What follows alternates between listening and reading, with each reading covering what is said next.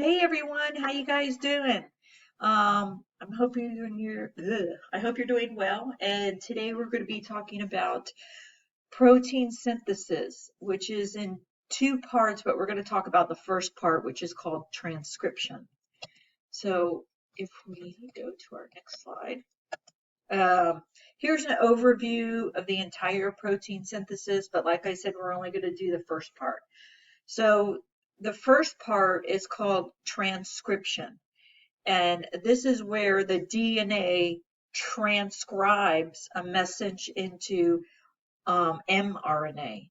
So if we think about transcription, if somebody wrote me a note in Spanish and I don't speak Spanish, I wouldn't understand what it was saying in that note, right? So maybe I could give it to somebody to write it in English or transcribe it into English. So then I would understand it. So that's kind of what this process is about. So DNA is going to transcribe this message into mRNA. The next step is called translation. And this is where that messenger mRNA is then going to be translated into a protein. And we're going to talk about that next week. So what is a gene? So a gene is a part of the DNA that codes for a protein. And that protein is what give you your characteristics. Like a protein would have coded for my eye color. A protein would have coded for this big nose I have. So it does all kinds of stuff. So in order to do that, it has to make that mRNA, and then that mRNA will leave the nucleus and go to a ribosome to make that protein to say, hey, she needs that big nose or whatever. Okay, so what's the connection between these, between DNA and RNA? So you can see DNA in the double-stranded DNA. It has two sides, and it has A goes with T and C goes with G. Then we can see here our RNA, and it is called ribonucleic acid. And it's kind of similar to DNA, except that it's single-stranded. Instead of having two sides, it has one. And the sugar here is called is called ribose sugar, where in DNA, it's deoxyribose. And also in RNA, it has uracil, and uracil is taking the place of thymine.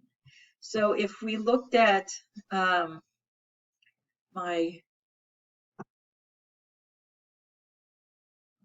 see, no, it's this one. My board back here, we can see this is my nucleus here. And it does DNA replication to make new DNA for when it does cell division, and here it does transcription.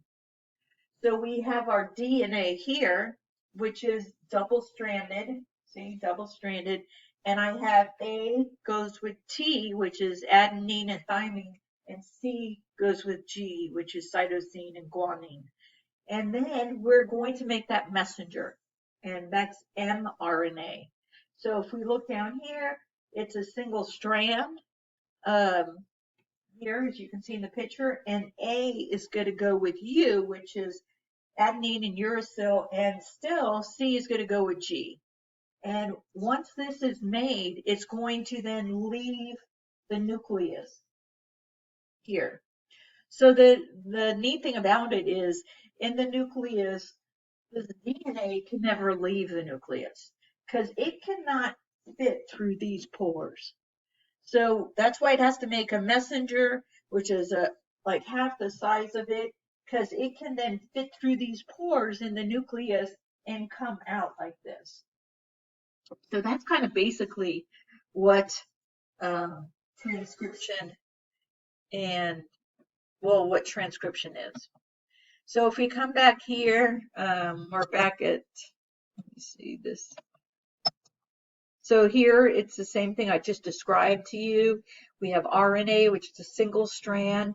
And as you can see at the bottom, we have uracil, and in DNA, oh wait, and also the sugar in RNA is ribose sugar.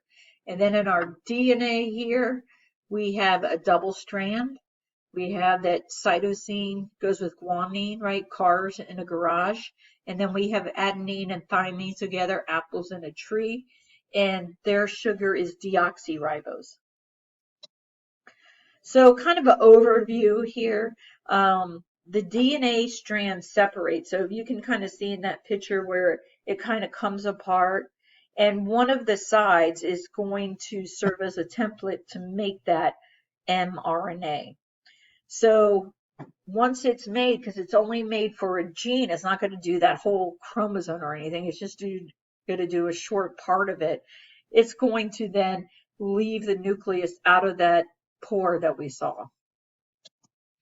So here it is again. We can see how the DNA separates and how that mRNA is, being put together, right? So it's a single strand that's coming out.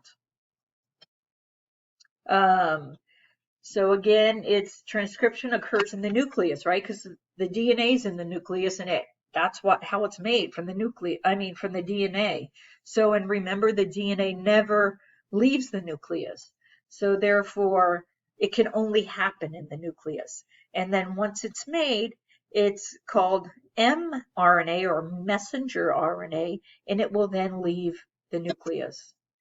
So we can see here, the completed mRNA transcribed exits the nucleus and enters a cytoplasm where it will then go to a ribosome. Because remember when we were talking about organelles and we had ribosomes made proteins. So that's where this mRNA is going to go, and it's going to hook up with tRNA, and they're going to make a protein. And that's it. So I just want to show you my beautiful little thing one more time. So we have the nucleus. Transcription happens in the nucleus. We have DNA, which is a double strand here. A goes with T, C goes with G. Then we have mRNA, which is a single strand, and A is going with U, and C is going with G. So this is going to pop open this area here, and then we will make this from that area, that gene. And then the mRNA is going to leave the nucleus and head over to a ribosome. So thank you so much for your patience and your continued work on all of this, and do your best. Okay, bye.